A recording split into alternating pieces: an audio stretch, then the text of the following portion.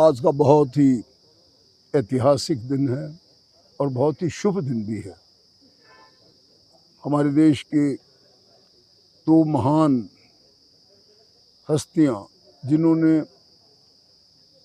महात्मा गांधी ने तो एक विश्व रिकॉर्ड बनाया और एक ऐसी मिसाल दी सारी मानवता को कि अहिंसा जैसी जो चीज़ है वो दुनिया के सामने आई कि बिना किसी विद्रोह के, बिना किसी रिबेलियन के, बिना किसी ब्लड बाथ के भी हम अपने मंजिल तक पहुंच सकते हैं। और मंजिल क्या थी?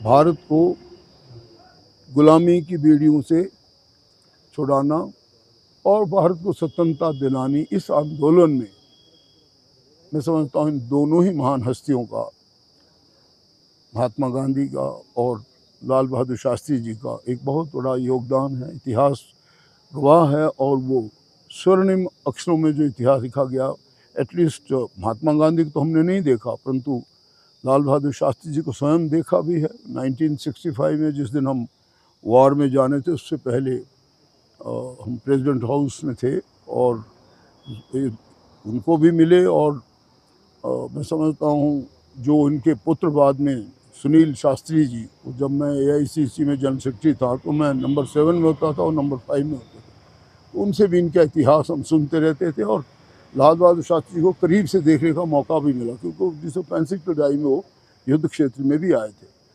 मेरा अपना मानना है कि इन दोनों ने एक पूरी मानवता के लिए एक बहुत अच्छी मिसाल दी है।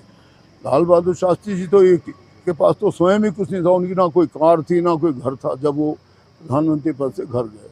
और महात्मा गांधी आप सभी जानते हो कि उन्होंने एक अपना कितनी वस्त्रों में रह के बड़ी बड़ी, जो मैं कहता हूँ, जो कहते थे सूरज कहीं डूबता नहीं, इनके शासन में वो थी ब्रिटिश सत्ता, उनको दिखा दिया था कि सूरज वहाँ भी डूबेगा और डूबने के बाद उदय भी हुआ, भारत को स्वतंत्र बनाया।